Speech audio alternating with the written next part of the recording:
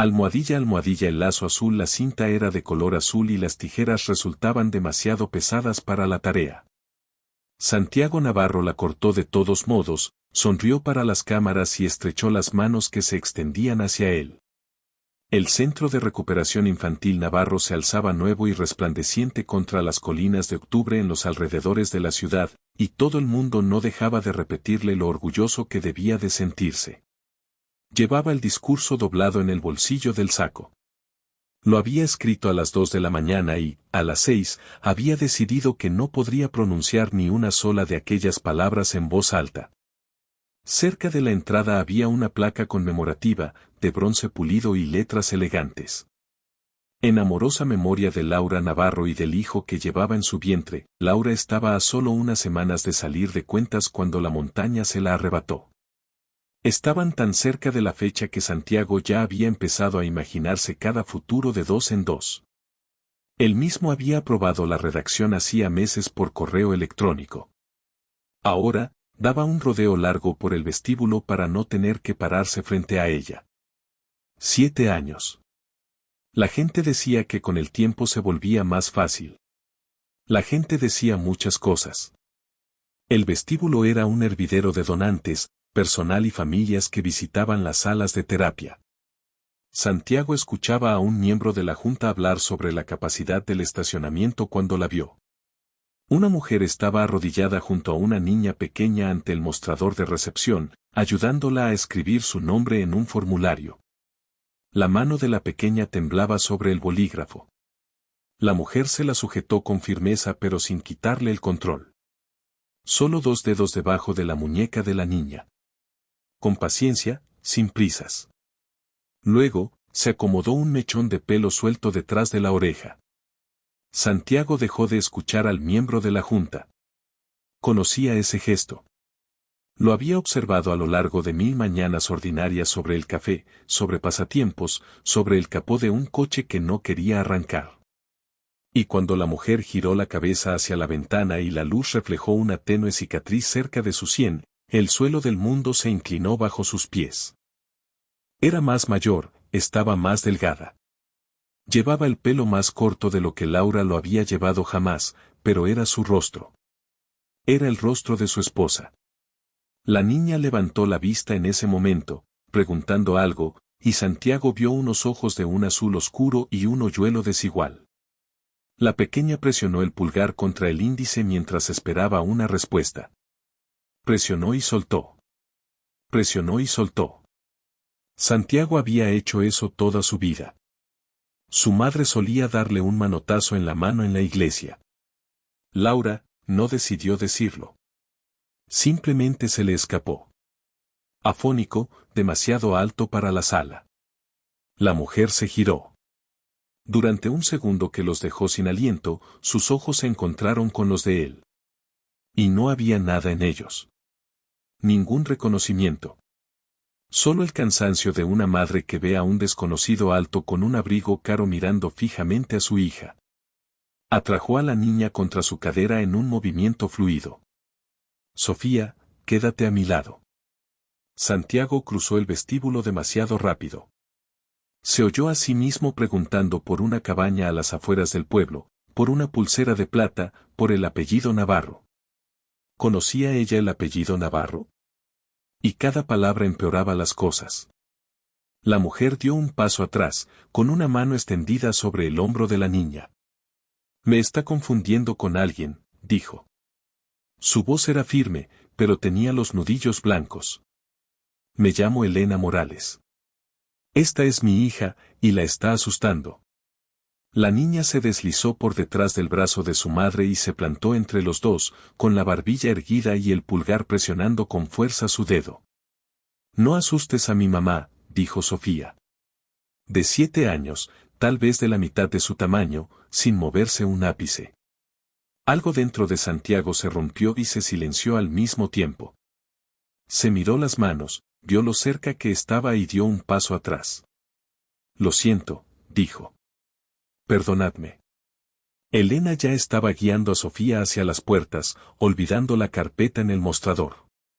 Santiago se giró y encontró a su jefe de seguridad junto a su codo, esperando órdenes. Y el viejo reflejo surgió en él como una marea. «Sigue ese coche», dijo en voz baja. «Solo la matrícula». «¿Solo a dónde va?» «No». Carmen Delgado se interpuso directamente en su camino.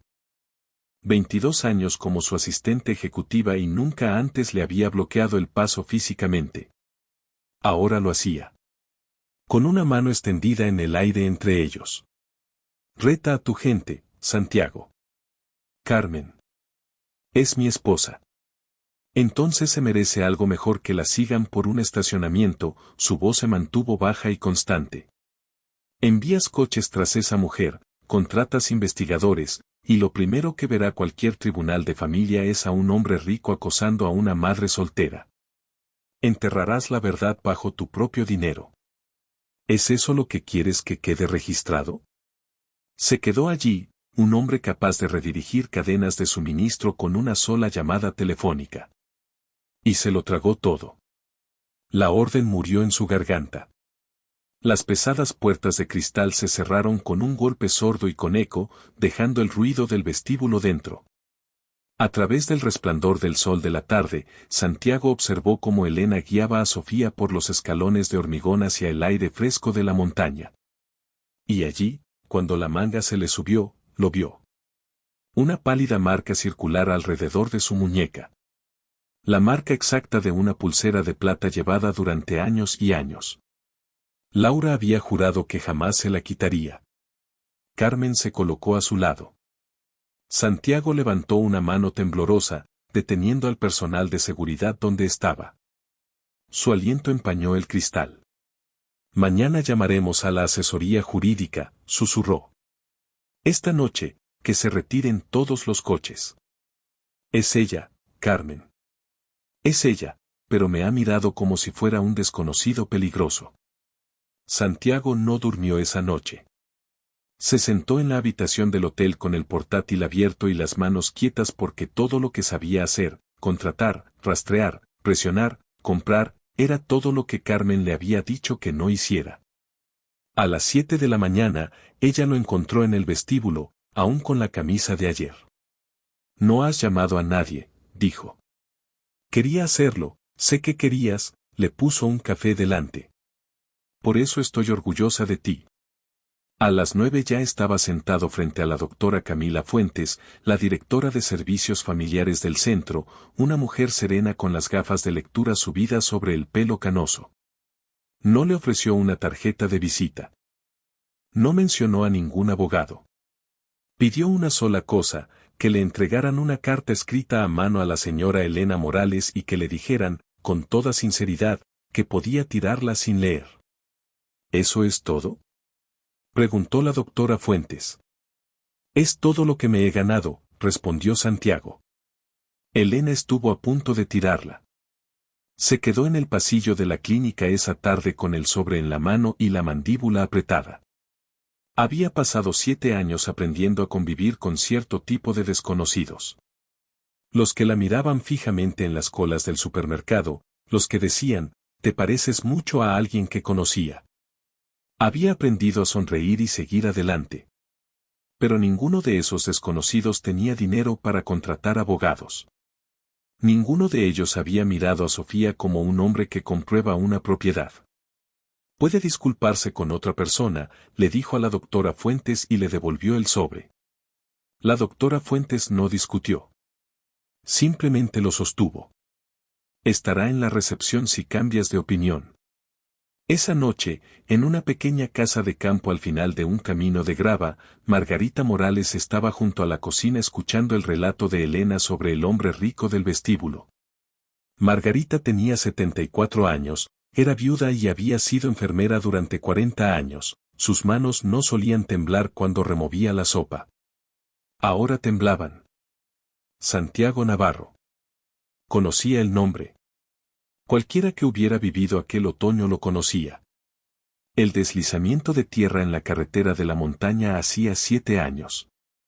El empresario que había inundado la región con equipos de búsqueda y dinero de recompensa, buscando a una esposa que el condado había declarado irrecuperable. Margarita había visto la cobertura en esa misma cocina mientras una joven sin nombre dormía al final del pasillo, con la cabeza vendada y la memoria perdida. Margarita no dijo nada.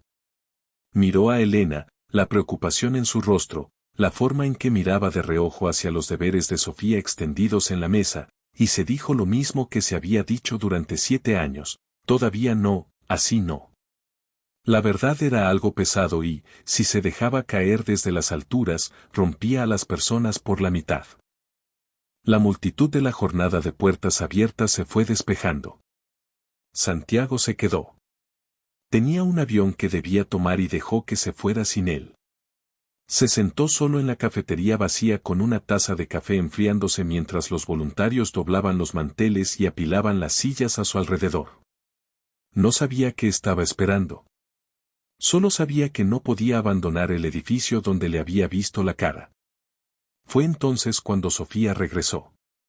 Se escurrió por las puertas por delante de un empleado que limpiaba el suelo y se cayó de rodillas junto a una silla junto a la ventana. No había nada allí.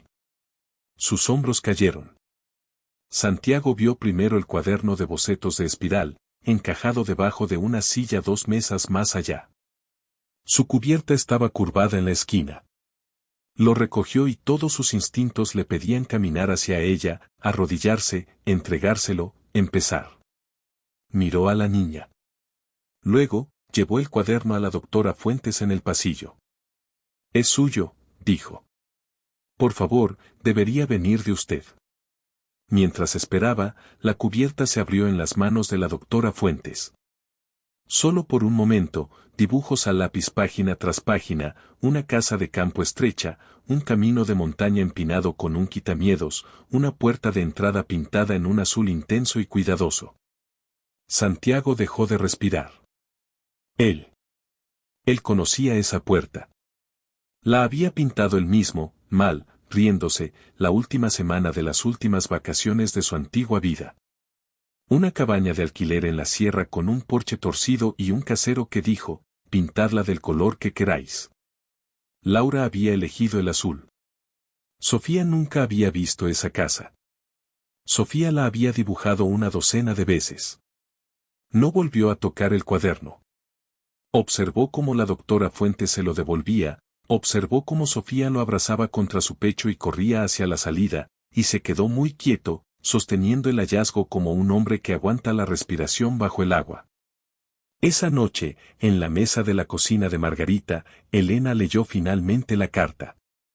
Había vuelto a por ella sin decir a nadie por qué. La letra era desigual, como la de un hombre que se ganaba la vida escribiendo a máquina. Asterisco, te asusté a ti y a tu hija, y no tenía derecho. Mi dolor me pertenece a mí. No es un reclamo sobre ti, tu hija o tu vida. Lo siento. Asterisco no pedía nada. No ofrecía nada. No había tarjeta, ni número, ni puerta abierta. Elena la leyó 2 veces y se quedó sentada un largo rato, pasando el pulgar lentamente sobre el papel. El pánico del vestíbulo se había asentado en algo más silencioso y perturbador. No confianza, sino incertidumbre. Al final del pasillo, en el dormitorio silencioso, solo hablaba el viejo reloj de pared. Margarita se arrodilló ante su armario de la ropa de cama, sacó una caja de almacenaje desteñida a la luz de la lámpara y desenvolvió un envoltorio de plástico amarillento. Dentro había una pulsera de hospital desgastada. Su tinta térmica estaba desteñida pero se podía leer, mujer no identificada, ruta de la sierra, amnesia, traumatismo. Margarita cerró los ojos, pasando el pulgar por el borde de plástico. Señor, perdóname, susurró en la oscuridad. No robé a un niño esa noche. Salvé a una madre, pero ¿cómo se la devuelvo sin romperle el corazón a esta niña? El alarma de Elena sonó a las 5, y nunca posponía la alarma. A las 6, ya tenía el café preparado, la comida de Sofía empaquetada y cada merienda etiquetada con rotulador azul, Sofía M, por si la escuela las volvía a confundir. A las 6:45, Sofía estaba en la mesa con sus cereales, trabajando en un dibujo con la lengua entre los dientes. Su mano izquierda se curvaba torpemente alrededor del lápiz, de la forma en que los terapeutas intentaban corregir suavemente. ¿Otra vez la casa de campo?, preguntó Elena, recogiéndose el pelo. Esta vez tiene una puerta azul. Siempre tiene una puerta azul. Sofía se encogió de hombros de la forma en que lo hacen los niños de 7 años, como si la pregunta se respondiera sola. Elena le besó la coronilla y lo dejó pasar. Trabajaba como auxiliar de registros en la clínica de salud comunitaria del pueblo, desde hacía casi 7 años, o todo lo cerca que su vida podía contarlos. Ella era a quien acudían las enfermeras cuando se traspapelaba una ficha, la que se quedaba hasta tarde para arreglar el atraso de los archivos que nadie más tocaba. Sus cheques de pago iban a parar a 3 sobres en una lata de galletas en el estante superior, alquiler, coche, Sofía. Lo que quedaba, y nunca quedaba mucho, iba a parar a un cuarto sobre sin etiqueta, porque escribir, emergencias, en él resultaba como convocar una. El coche viejo tenía más de 300.000 kilómetros y una rueda que perdía aire despacio. Elena sabía exactamente hasta dónde podía forzar ambos. Era una vida modesta. También era buena, y la había construido con sus propias manos a partir de absolutamente nada. A partir de una cama de hospital a la que no recordaba haber llegado, un nombre que había elegido por sugerencia de una enfermera y la constante bondad de la mujer que se había negado a dejar que la dieran de alta para ir a un refugio. Margarita se encargaba del cuidado después del colegio. Elena llevaba la contabilidad de Margarita y la de los dueños del dúplex, a cambio de un alquiler reducido. Nadie en el acuerdo utilizaba la palabra caridad. Todo el mundo trabajaba, pero había grietas en sus días que nadie veía. Las migrañas llegaban sin patrón, una presión detrás del ojo derecho, luego horas de permanecer inmóvil en una habitación oscura con un paño húmedo mientras Margarita mantenía a Sofía ocupada con juegos de cartas. Ciertas carreteras de montaña hacían que le sudaran las manos al volante, especialmente las empinadas con quitamiedos, y había aprendido 3 rutas diferentes para ir al pueblo para evitar las peores sin preguntarse nunca por qué. Y estaban los fragmentos. Esa era la única palabra que tenía para ellos. El olor a humo de cedro la detenía en seco en un estacionamiento. A veces, lavando los platos, oía risas en una cocina que no era la de Margarita, la risa de un hombre, cálida, cercana. Y se quedaba allí con una toalla en las manos hasta que se desvanecía. A veces se despertaba con una sensación de metal frío contra la muñeca y se frotaba la piel desnuda, el pálido anillo que la rodeaba, sin saber que estaba frotando. Había dejado de mencionar los fragmentos a nadie hacía años. No llevaban a ninguna parte. Solo dolían. A 300 kilómetros de distancia, en los archivos, Santiago Navarro estaba haciendo algo que su junta directiva no habría reconocido. Tramitar papeleo, solo, en persona. Carmen había marcado el límite y él se estaba manteniendo firme, sin investigadores, sin empresas, sin llamadas hechas con otros nombres. Así que condujo él mismo hasta las oficinas del condado y hizo cola como cualquiera. Solicitó registros públicos de catástrofes de hacía 7 años, rellenó formularios con un lápiz de golf y esperó en sillas de plástico bajo la luz fluorescente. Lo que encontró, despacio, no fue una conspiración. Fue algo peor. En cierto modo, fue un fallo ordinario. El deslizamiento de tierra se había llevado por delante redes eléctricas y 2 torres de comunicación la misma noche. El informe de un testigo decía que la carretera había estado resbaladiza por el barro y las piedras sueltas, el tipo de escombros de montaña que podían dejar un volante inútil y hacer que los frenos parecieran una plegaria. Un incendio, 3 semanas después, había destruido una sala de registros en la oficina del registro civil. Los registros en papel de los refugios de emergencia, desaparecidos. Encontró un formulario de traslado superviviente de un hospital regional. Una línea de ese formulario era todo su mundo, una paciente de traumatismo no identificada trasladada a atención ambulatoria, la ubicación de entrada estaba mal escrita. El código postal era erróneo. El formulario apuntaba, esencialmente, a ninguna parte. Y en un anexo del almacén de la oficina del sheriff, encontró lo que lo desarmó. Una consulta de persona desaparecida presentada la misma semana de la catástrofe por una tal Margarita Morales, enfermera diplomada.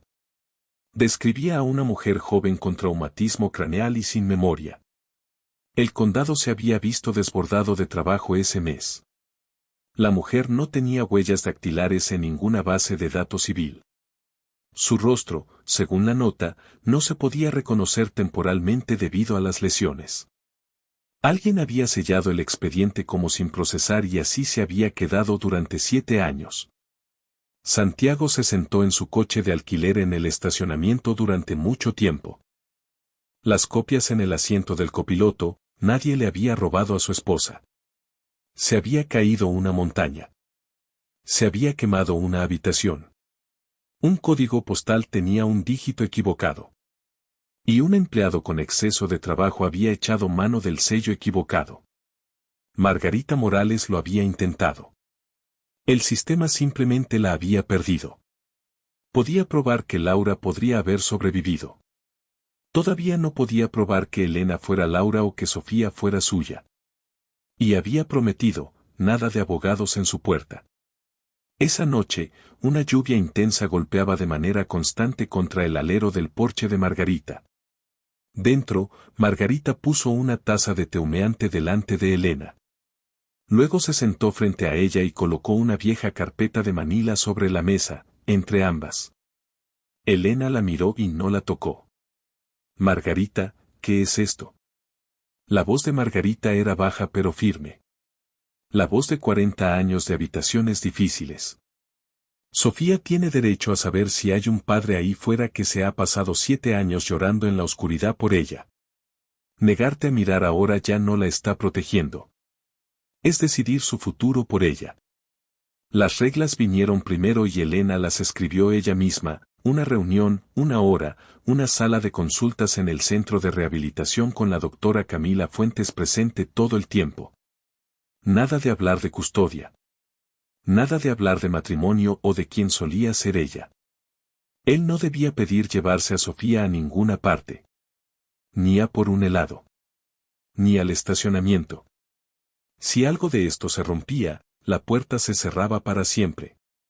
La doctora Fuentes le leyó las condiciones a Santiago por teléfono. Él aceptó cada una de ellas antes de que ella terminara la frase. Llegó temprano y se sentó en la silla más pequeña. Sin maletín, sin asistente, sin regalos. Lo que llevaba era un sobresencillo con fotografías antiguas que colocó sobre la mesa boca abajo. Tú eliges, dijo. Míralas o no. De cualquier manera me parece bien. Elena lo estudió durante un momento. La forma en que mantenía las manos cruzadas, la forma en que mantenía la voz baja como un hombre en un hospital. Luego le dio la vuelta a la primera foto. Una feria de pueblo. Una mujer más joven riéndose de algo fuera de cámara. Un cono de algodón de azúcar a punto de caérsele de la mano. Elena no sintió nada que pudiera nombrar. Le dio la vuelta a la siguiente. La misma mujer en una escalera pintando la puerta de entrada de azul. Un calcetín blanco y un calcetín gris. Esa fue la que la descolocó. No el rostro. Ya había visto su propio rostro. Era como la mujer estaba de pie en la escalera. El peso en el pie izquierdo. La cadera contra la barandilla. Exactamente la forma en que Elena se ponía de pie en las escaleras. Estaba mirando a una desconocida que ocupaba su cuerpo. O a su cuerpo ocupando a una desconocida. No recuerdo nada de esto, dijo con serenidad. Lo sé. Entonces, ¿por qué me las muestras? Porque son tuyas, dijo Santiago. Las recuerdes o no. Las he tenido durante 7 años. No me parecía correcto guardarlas como si solo me pertenecieran a mí. Fue la mejor hora de su año. Y luego lo arruinó. Ocurrió cerca del final. Cuando la doctora Fuentes preguntó por el calendario de terapia y Santiago, respondiendo, pronunció las palabras, mi hija, con facilidad, sin pensar, de la forma en que un hombre dice algo que ha ensayado en su corazón 10.000 veces. La evaluación de mi hija. La sala se quedó en silencio. Elena se levantó y recogió su abrigo. Hemos terminado. Elena, aún no hay ningún resultado de una prueba en esta tierra, señor Navarro. Y usted ya lo está diciendo como si estuviera resuelto, su voz no se elevó. Eso fue lo peor. Esto es lo que me temía. No espera a nada. Simplemente lo reclama. Se había ido antes de que él encontrara una respuesta. Él no llamó. No envió a la doctora Fuentes a suavizar las cosas. Escribió una carta corta 3 días después y todo su mensaje cupo en 4 líneas, asterisco tenías razón al marcharte. La biología es una pregunta que no hemos respondido. La paternidad no es una pregunta en absoluto. Sofía ha tenido un progenitor cada día de su vida y nunca he sido yo. Siento haber confundido esas dos cosas, asterisco Elena la leyó de pie junto al mostrador de la cocina. La guardó en el cajón con la primera. La prueba se hizo porque Elena decidió que se haría bajo sus condiciones y las de nadie más. Una abogada de familia independiente, su abogada, una mujer serena en una oficina de un centro comercial que le cobró una tarifa plana justa, le explicó exactamente qué podía y qué no podía hacer un resultado de paternidad, qué puertas abría y cuáles permanecían cerradas sin un juez. Elena tomó notas en su propia taquigrafía, hizo preguntas difíciles y lo consultó con la almohada durante una semana porque el historial médico de Sofía importaba. Elena también aceptó que cualquier resultado confirmado solo pudiera presentarse para la corrección del registro de nacimiento y del historial de salud. Su abogada le explicó que no era lo mismo que un caso de custodia y Elena escribió esa frase 2 veces. La toma de la muestra duró 4 segundos en una consulta médica neutral. La espera duró 3 semanas. En esas semanas ocurrió algo no planificado. La vida continuó y Santiago estuvo silenciosamente en ella. La terapia ocupacional de Sofía se realizaba semanalmente en el centro y, después, había 20 minutos en el patio mientras Elena gestionaba el papeleo dentro.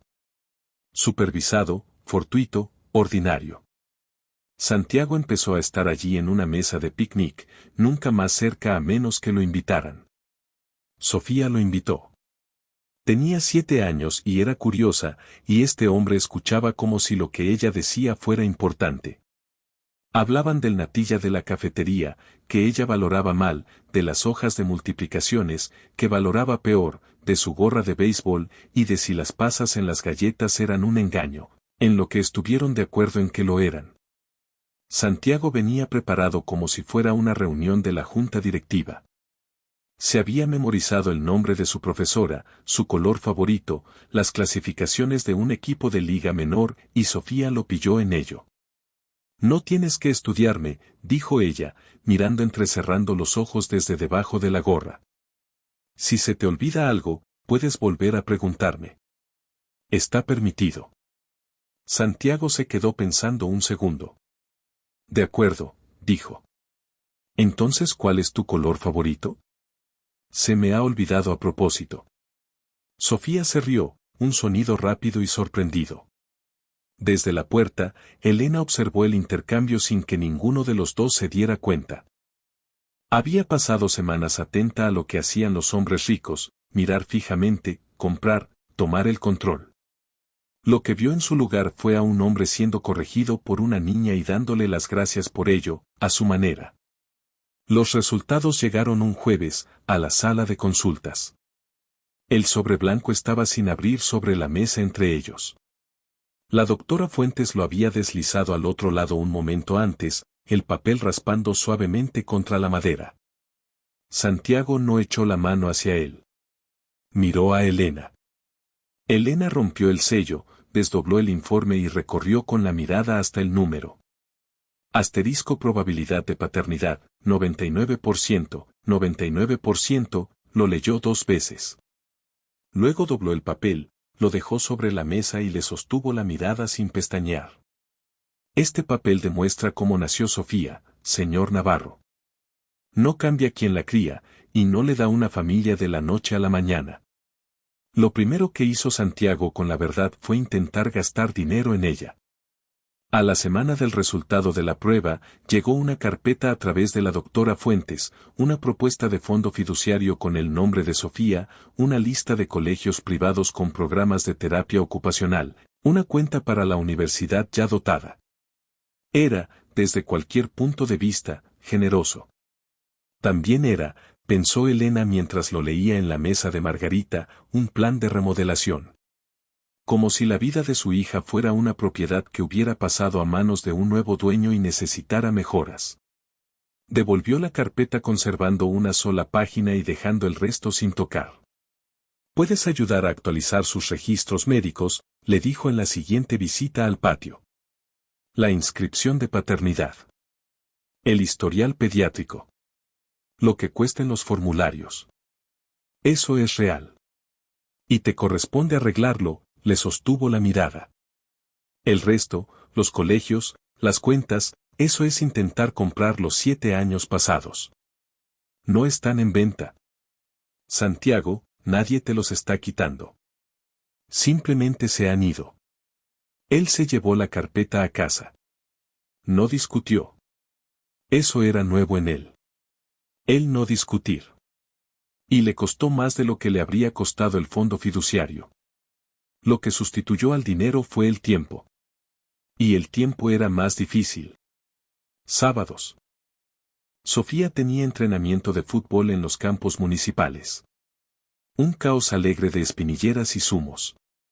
Santiago empezó a ir. Siempre con Elena o Margarita presentes, según las condiciones. Se sentaba en las frías gradas de metal con un abrigo inadecuado para las gradas. Y se aprendió los nombres de los otros padres. Y aplaudía cuando Sofía chutaba el balón hacia cualquier parte. Sofía lo llamaba Santiago. Él respondía a ello como si fuera un regalo. Porque lo era. Ella misma lo había elegido. Lo probó una vez, señor Navarro no. Suena a director de colegio. Y él había dicho, Santiago está bien. Y algo en el patio se había asentado en su sitio. Eventos escolares. Él llevaba sillas plegables. Sostenía el paraguas de Margarita. Estaba aprendiendo, notaba Elena, a ser útil de formas que no ponían a nadie en deuda con él. Fue en las gradas, durante un descanso para beber agua, cuando Sofía le hizo la pregunta que ningún adulto se había atrevido a hacer. Si estabas buscando a mi mamá, dijo, quitándole el tapón a su botella de agua, ¿por qué paraste? Elena, 2 asientos más allá, se quedó inmóvil. Santiago miró al campo durante un rato. Podría haberlo suavizado. No lo hizo. Busqué durante 2 años, dijo, equipos de búsqueda, folletos, dinero de recompensa, cada llamada telefónica pensaba, esta es la buena. Y cada vez no lo era, se detuvo, empezó de nuevo. Era como perderla una y otra vez cada semana para siempre. Y un día no pude volver a coger el teléfono. Así que decidí que se había ido porque eso dolía menos que esperar, miró a Sofía. Paré porque no fui lo suficientemente fuerte. Esa es toda la verdad. Sofía lo sopesó, asintió una vez y volvió corriendo a sus ejercicios. Los niños de 7 años archivan las cosas y vuelven al fútbol. Los adultos no. Elena no le dirigió la palabra durante el resto del entrenamiento. Esa noche estuvo mucho tiempo ante el fregadero, enfadada de una forma que no podía dejar de lado. Asterisco se rindió, no dejaba de pensar. Asterisco 2 años, y estuvimos a 20 minutos de la carretera todo el tiempo, y por debajo del enfado, no deseada, había algo peor, comprensión. Ella sabía lo que era construir una vida vivible sobre una pregunta sin respuesta. Ella también lo había hecho. Solo que ella había sido la pregunta en lugar de la persona que preguntaba. La pulsera vino después. Por consejo de un especialista en traumas, Santiago había empezado a ver a su propio terapeuta. A sugerencia directa de Carmen, los objetos pueden ser puertas, había dicho el especialista, pero los dejas sobre la mesa. Nunca los pones en la mano de alguien. Así que, en una tarde gris en casa de Margarita con nubes de lluvia acumulándose sobre el valle, Santiago colocó una pequeña caja con bisagras sobre la mesa de la cocina y abrió la tapa hacia ella. Esto era tuyo, dijo. No tienes que tocarlo. No tienes que hacer nada. Simplemente no quería seguir siendo yo quien lo guardara. Dentro, sobre algodón, había una pulsera de plata grabada a lo largo de la banda interior. Elena la miró desde donde estaba de pie. El anillo pálido de piel en su muñeca pareció apretarse. La pulsera tocó la superficie de madera de la mesa con un chasquido metálico agudo cuando ella inclinó la caja, con la intención solo de mirar el grabado. Fuera, la tormenta estalló sobre el valle y un trueno hizo vibrar el cristal de las ventanas. Elena dio un respingo. Sus dedos se cerraron de golpe alrededor de la banda antes de que decidiera cerrarlos. En el momento en que el metal helado se presionó contra su palma, se le dilataron las pupilas.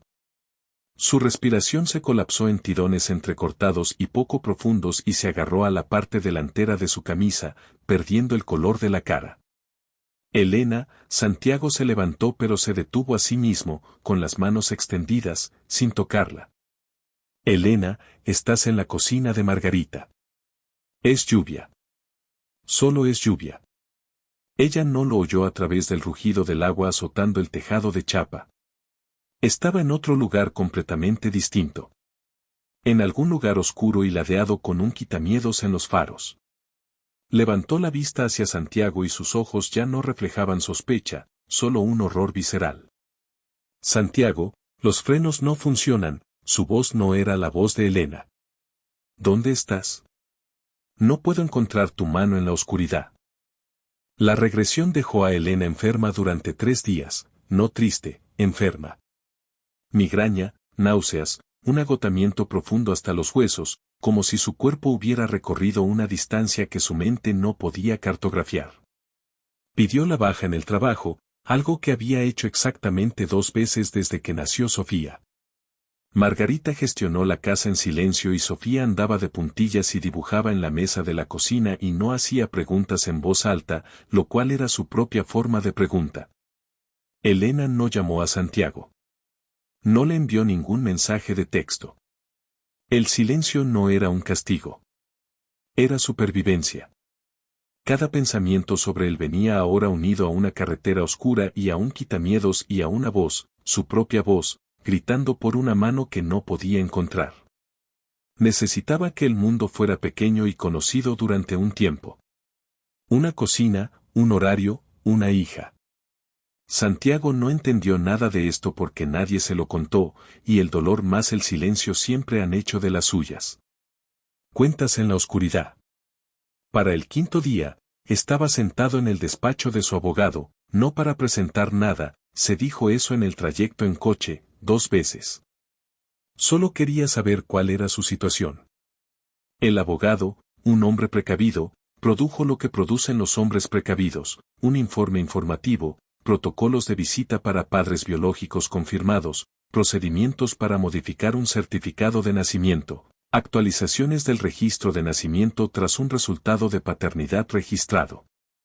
Santiago lo leyó una vez y lo guardó en un cajón. No presentó nada. No firmó nada. Lo que Elena había autorizado era limitado y práctico, una corrección de registro, no una pelea por Sofía. Pero los sistemas no escuchan la cautela de una madre. Leen casillas, fechas, firmas y códigos. El Estado, según se vio, no necesitó ninguna instrucción por su parte. El resultado del ADN se había registrado formalmente semanas antes en la oficina médica a través de los canales adecuados, los canales cuidadosos y legales de la propia Elena. Y el procedimiento estatal, indiferente como el tiempo, hizo lo que hace el procedimiento. Un sobre del Departamento de Servicios Sociales llegó al buzón de Elena un martes. Asterisco notificación de registro de paternidad y obligación de derechos paternos. Elena y Margarita lo abrieron en la mesa de la cocina después de cenar, con las cabezas juntas, leyendo en tonos bajos de la forma en que la gente lee los resultados de una biopsia. El lenguaje era estándar y brutal: derechos de custodia, padre legal, obligaciones del progenitor registrado, nada de eso era una demanda. Todo sonaba como una. Es una carta modelo, dijo Margarita, asentando la voz. Es lo que el Estado le envía a todo el mundo. Sé lo que es, dijo Elena. Estaba leyendo las palabras padre legal por cuarta vez. Ninguna de las dos vio a Sofía en el pasillo. Había bajado a por agua, descalza y en silencio, y se había quedado el tiempo suficiente para leer el encabezado en negrita al revés, derechos de custodia. Padre, era una niña que archivaba las cosas, y archivó esto donde los niños archivan sus terrores, como un hecho. Volvió arriba sin su agua. A la mañana siguiente, la gorra que Santiago le había devuelto, la que se había puesto prácticamente para dormir, había desaparecido de su perchero. La había escondido en el fondo de su armario, dentro de una bota. No quiero ir a terapia si él está allí, le dijo a Elena, con la mirada fija en sus cereales. Sofía, no quiero volver a ver a Santiago.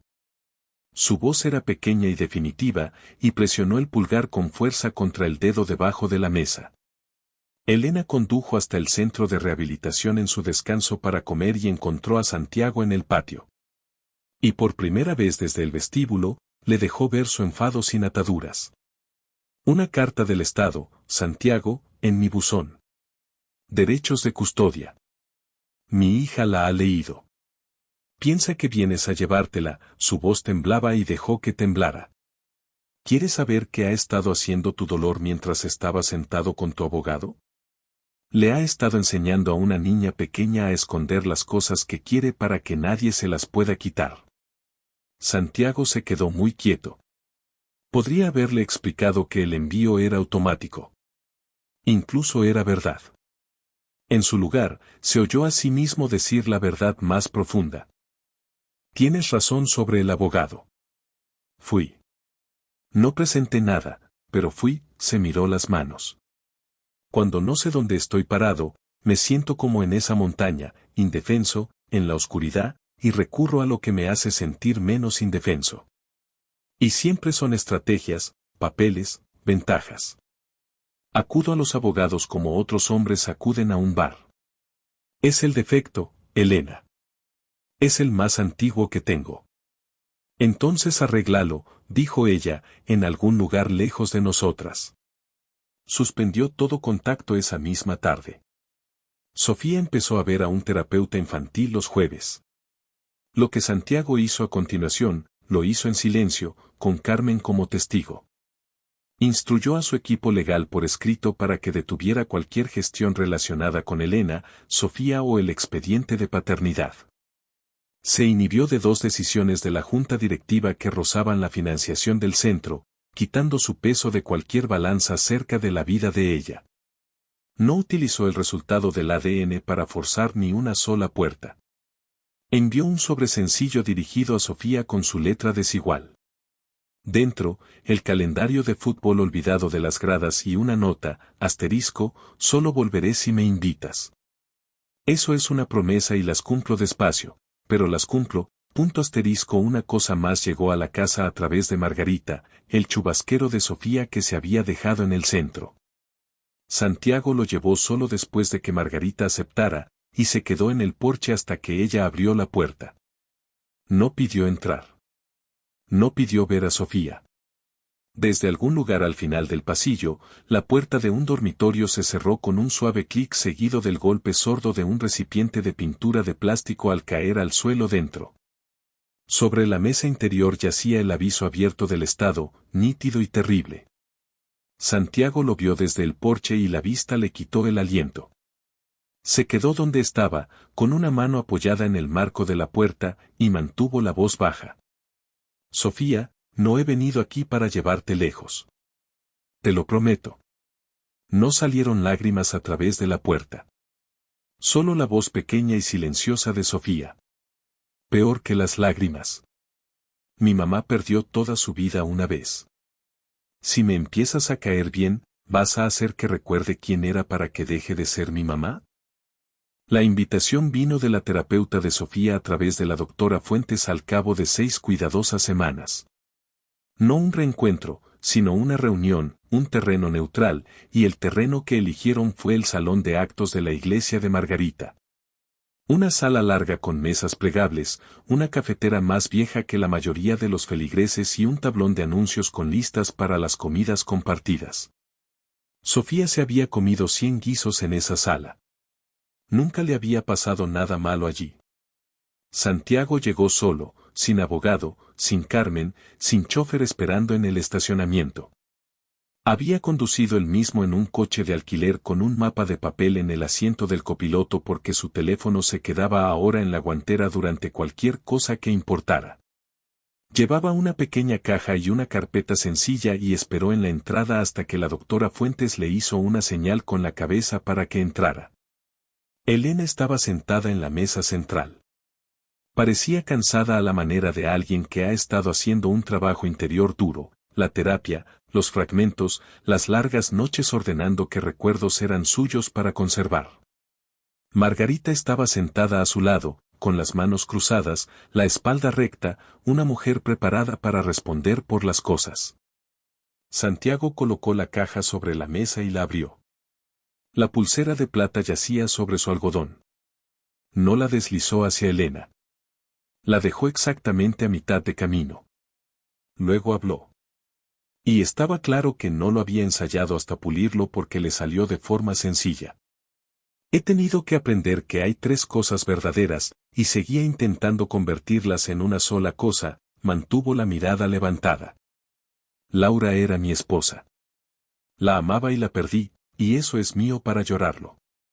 Elena es la mujer en la que se convirtió, una mujer que construyó toda una vida con sus propias manos, sobre la que no tengo ningún derecho porque no se puede heredar a una persona, y Sofía es una niña, no una pieza que falta en mi familia, sino una persona completa que se pertenece a sí misma. Se detuvo.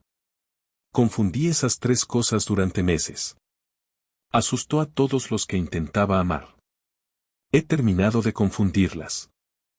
Abrió la carpeta y le dio la vuelta, sus instrucciones por escrito a su equipo legal, firmadas y fechadas, deteniendo de forma permanente todas las gestiones relacionadas con la custodia, las visitas o la identidad sin la solicitud por escrito de Elena. No una promesa. Dijo, papeles. Entiendo de papeles. Elena lo leyó. En algún lugar de la sala, la cafetera hizo un ruidito. Los fragmentos están volviendo, dijo finalmente. Pedazos. Una cocina, un perro que debimos detener, tu terrible forma de cantar, un soplo de aire que era casi una risa, que se va rápidamente. Pero Santiago, durante 7 años, cuando estaba enferma, Margarita se quedaba despierta conmigo. Cuando nació Sofía, Margarita me sostuvo la mano. Cada recuerdo que realmente me pertenece la tiene a ella dentro. No puedo cambiar una vida que he vivido por una vida de la que me hablan. No lo haré. No te lo estoy pidiendo. Lo sé, dijo ella. Esa es la única razón por la que estoy aquí. Le tocó el turno a Margarita entonces y lo tomó de la forma en que había tomado los turnos difíciles durante 40 años. De frente. Expuso toda la cronología, la noche que encontró el accidente, informado. La joven en el hospital del condado por la que nadie vino. La consulta de persona desaparecida que presentó esa primera semana. Las llamadas de seguimiento. Los meses de nada. Y luego la parte que le costó, para el 2.º año dejé de llamar a la oficina del sheriff, dijo. Me dije a mí misma que era el retraso del trabajo. La verdad es que tenía miedo. Vosotras 2 ya erais mi familia para entonces. Tenía 70 años y tenía miedo de una casa vacía, mantuvo las manos cruzadas, pero apretó los pulgares hasta dejarlos blancos. Debería haber seguido presionando. Un hombre estaba sufriendo en alguna parte y dejé que el silencio del condado fuera lo suficientemente bueno. Lo siento por eso. Lo sentiré el resto de mis días. Santiago miró a la mujer que le había salvado la vida a su esposa y le había costado 7 años y descubrió que ambas cosas encajaban en él al mismo tiempo. Las mantuviste a salvo, dijo. He dejado de necesitar a alguien a quien culpar. Resulta que nadie fue el villano. Solo una montaña y un incendio. Y gente haciendo lo mejor que podía en la oscuridad. Cuando los límites quedaron establecidos, hablados en voz alta, puestos por escrito por la doctora Fuentes como una acta de reunión, hicieron pasar a Sofía. Se quedó cerca de la silla de Elena, con una mano en el hombro de su madre, y estudió a Santiago. Él no intentó alcanzarla. Puso las manos planas sobre la mesa donde ella pudiera verlas. Sofía, la prueba dice que soy tu padre biológico. Eso es un hecho como tu dirección. Pero ser alguien que te importe, eso no es un hecho. Eso se gana. Necesita tiempo y necesita tu permiso. Y puedes retirar ambas cosas cuando quieras. El pulgar de Sofía presionó su dedo 2 veces y se detuvo. De acuerdo, dijo.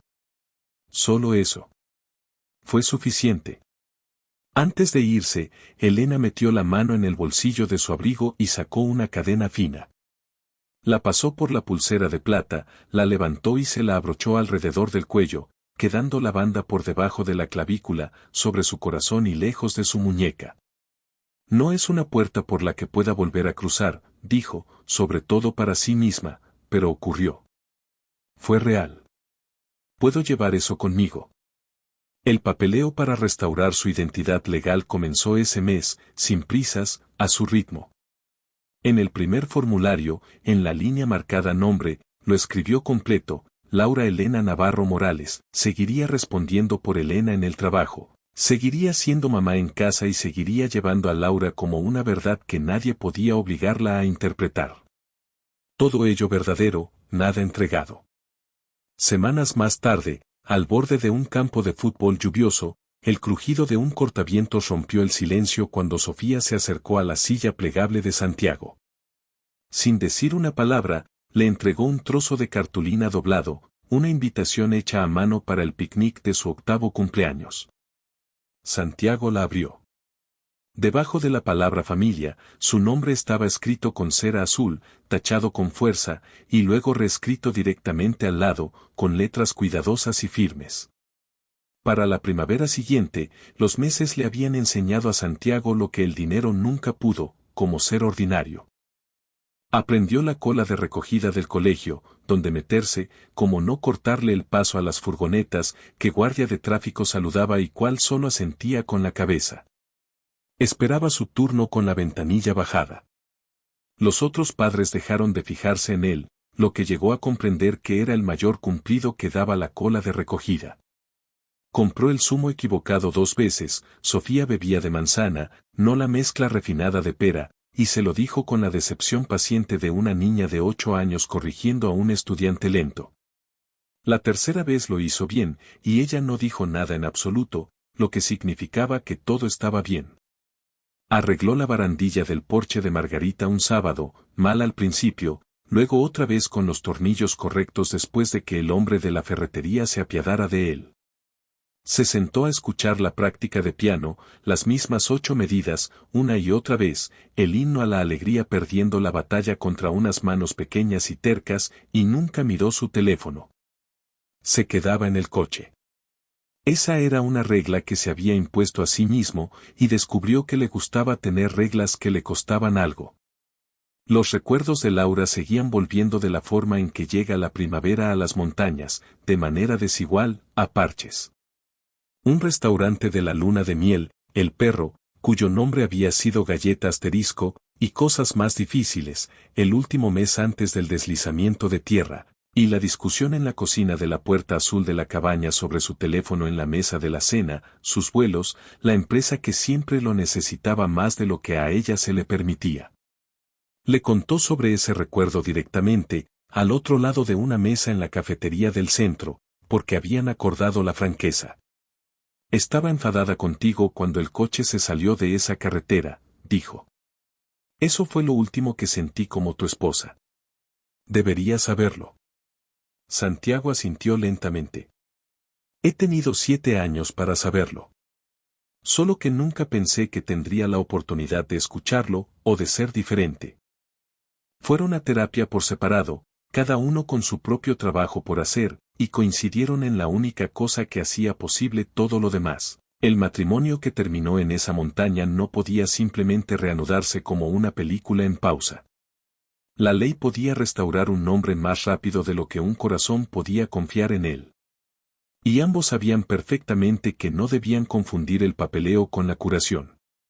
Lo que fuera que creciera ahora tendría que crecer desde el suelo, en tiempo presente, entre las personas que realmente eran. Ninguno de los dos pronunció la palabra amor. Ambos siguieron apareciendo. El octavo cumpleaños de Sofía cayó en un sábado gris bajo un cobertizo alquilado en el parque, del tipo con suelo de hormigón, iniciales grabadas en las mesas de picnic y una parrilla en la que nadie confiaba. Margarita llevó huevos rellenos en el recipiente que poseía desde hacía décadas. Carmen bajó de la ciudad con 2 docenas de magdalenas y una bolsa de regalo, se negó a dejar que nadie echara un vistazo dentro. Santiago llegó primero y pasó 20 minutos pegando manteles de papel contra el viento, perdiendo contra él y volviendo a pegar. Su regalo para Sofía era pequeño y plano, un álbum de recortes. La primera mitad contenía copias de fotografías, Laura en la feria del pueblo, Laura en la escalera con la puerta azul, Laura joven y riéndose en habitaciones que Sofía había dibujado sin haberlas visto jamás. La segunda mitad del libro estaba vacía. Las páginas en blanco son la mejor parte, le dijo. Esas son tuyas. Yo no estoy al mando de lo que va en ellas. Sofía lo hojeó una vez, rápido, de la forma en que lo hacen los niños cuando algo importa demasiado como para entretenerse en ello. De acuerdo, dijo, y se lo metió debajo de la chaqueta para mantenerlo alejado de la mesa húmeda. Y así fue como él lo supo. La lluvia llegó en mitad del pastel, una cortina gris repentina que barría el campo, y todo el mundo se amontonó riendo bajo el cobertizo. El sonido del agua martilleando el tejado de chapa resonó como un largo tambor. Laura se quedó inmóvil. Fue algo pequeño, una rigidez en los hombros, su mano buscando la pulsera en su clavícula. Pero Santiago lo vio. Su brazo comenzó a ir hacia ella, el viejo instinto, y luego lo detuvo en el aire, porque el gesto de acercarse le correspondía elegirlo a ella ahora. Por fin había aprendido la diferencia. Laura miró su mano detenida, luego acortó la distancia a ella misma y se la tomó. Se quedaron así, sin hablar, mientras la lluvia tamborileaba y los niños gritaban por si el pastel se mojaba. Y Sofía, observando desde al lado de las magdalenas con glaseado en los nudillos, se acercó y deslizó su pequeña mano entre las de ellos, una palma a cada uno, de la forma en que lo había estado haciendo con su madre y con Margarita toda su vida. Miró a Santiago. ¿Puedo llamarte papá? Preguntó, no con un susurro, sino con una pregunta normal a un volumen normal. No por la prueba, sino porque sigues volviendo, y nunca intentas ocupar el lugar de nadie. Laura no respondió por ella. Margarita no sonrió demasiado rápido. Por una vez, todos los adultos del cobertizo dejaron que la niña fuera la dueña del momento. Santiago se agachó a su altura. Su voz tardó un momento en salir. Puedes llamarme como te haga sentir segura, dijo. Hoy, mañana, siempre. Tú eres la jefa de esa palabra. Sofía lo probó una vez, saboreándolo en silencio. Papá, un asentimiento. Satisfecha. Como cuando el zumo era el correcto. Luego volvió corriendo con sus amigos. El viento sopló con fuerza bajo el cobertizo y apagó la pequeña vela de su Magdalena. La pulsera de plata descansaba contra la clavícula de Laura en su cadena mientras Santiago ahuecaba las manos alrededor de la mecha, protegiéndola de la brisa. Y Sofía encendió el fósforo ella misma. Un suave chasquido. Un brote de llama. Manteniéndose firme contra el aire húmedo. 3 adultos permanecían uno al lado del otro a la luz de la lluvia, Santiago, Laura y Margarita. Ya nadie compitiendo por el pasado. Solo aprendiendo juntos en silencio cómo compartir su futuro. Algunas personas se pasan la vida entera buscando lo que perdieron. Santiago pasó 7 años llorando a una esposa que estaba a 20 minutos de la carretera. Y cuando la encontró, la lección más difícil no fue cómo recuperarla. Fue aprender que el amor no es una posesión. Es aparecer una y otra vez hasta que alguien te entrega un nombre que no pediste, asterisco.